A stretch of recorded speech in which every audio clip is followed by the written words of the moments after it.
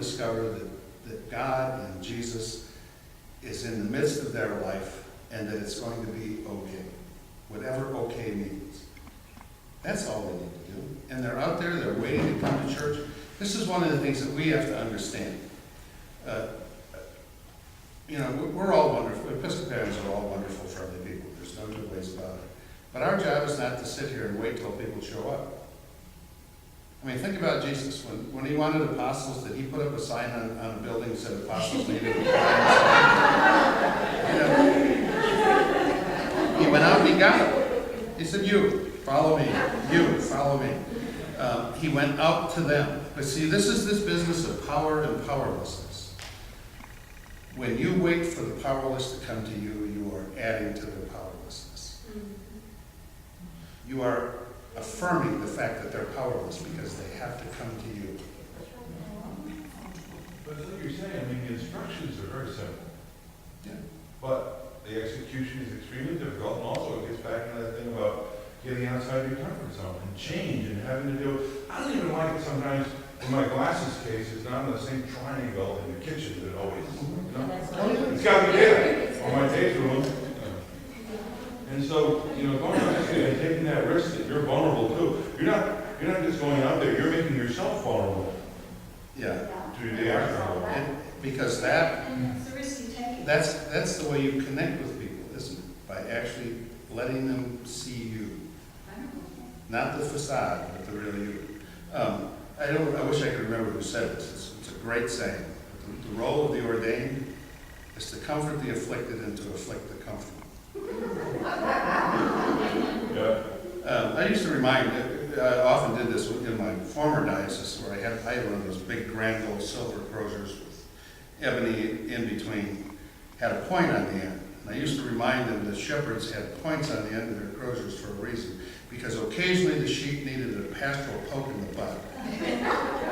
And we do. We all need to be reminded from time to time that if we're comfortable, we're missing the point. That our job is not here. What the church's work is not inside this building. The church's work is outside the building. The proper image of the church is a circle of people joining hands, but all facing out. I see this all the time, a circle of people holding hands facing inward. See, that's the reality of our church. That's what the institution wants us to do, is to focus inward on the institution. The movement has to face out, because that's where our work is outside this building. And so, you're right. It is a fairly simple formula. There's nothing complicated about it, but it's extremely difficult. And it all goes back to where we started this conversation, to what do we really have faith in? Where are we going to put our trust? Do we trust God enough to do this? And I'll give you a personal story. I had been ordained a couple of years as a priest. Of course, like all newly ordained, I was pretty full of myself. No. Full of it, yeah. I signed up to go to an evangelism conference at Kendall College in Chicago. It's a big deal. So there was a group of us from my parish that were going, and as we were riding down, I had to fill out this form. One of the things it asked, this was an evangelism conference, they had these opportunities to learn about evangelism. You had to sign up for them. Well, one of them was making cold calls, just stopping people and telling them the story of Jesus. And I immediately said to the car, I ain't ever going to do that. So the least threatening thing on the list was to call on fallen away Episcopalians. And so I signed up for that. I thought, I can talk to fallen away Episcopalians, that's not a big deal. So I go through the conference, and the day comes for all of this. And, they load a group of us into cars, and they take us to Wilmette, Illinois. As you know, Wilmette's sort of a hoity-toity suburb in North Chicago. And we drive up to this huge house. And I get this piece of paper, and this is a woman who used to belong to the parish St. Matthew's in Wilmette. Whatever it is. And hadn't been to church for years, and so there were two of us who were going to call on her, me and a psychologist from South Dakota. And so they drop us off, car drives away, because they figure we're gonna be there, right? She's not home. I mean, she's not home at all. We pounded on every door, rang every doorbell. This woman was smart. She just made herself scarce. And she wasn't home. So we decided, well, what are we gonna do? So we walked downtown Wilmette. We found a coffee shop. So we went and sat in the coffee shop. We were talking about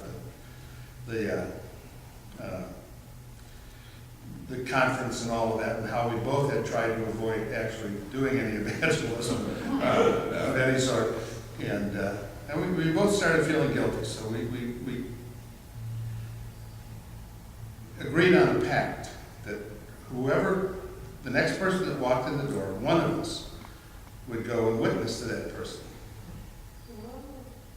And so we drew straws, and guess what? I lost. And of course, he thought that was funny. And so, and I got my back to the door, and all of a sudden I heard the door open in the coffee shop, and he started laughing. I turned around. Here is the biggest biker I have ever seen in my life. He's got more chains, more pierced places back in those. This was in the 1980s, before piercing was popular.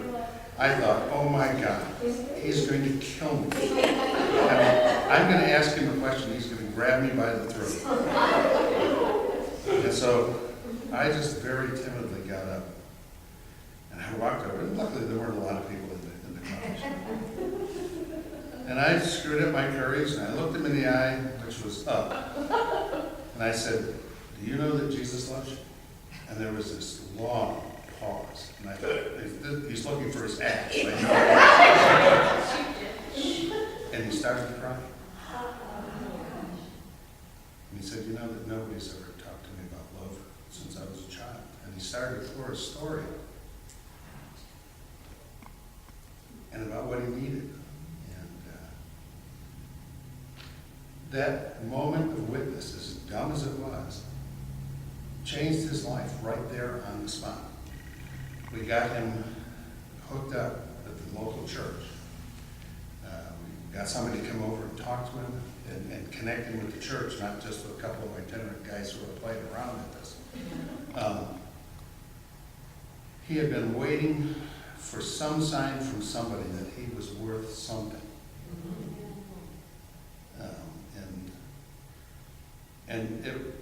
I just don't even know how to explain what happened in that moment in a coffee shop in Wilmette, Illinois. But I tell you one thing I learned is that to never hold back, because you just don't know.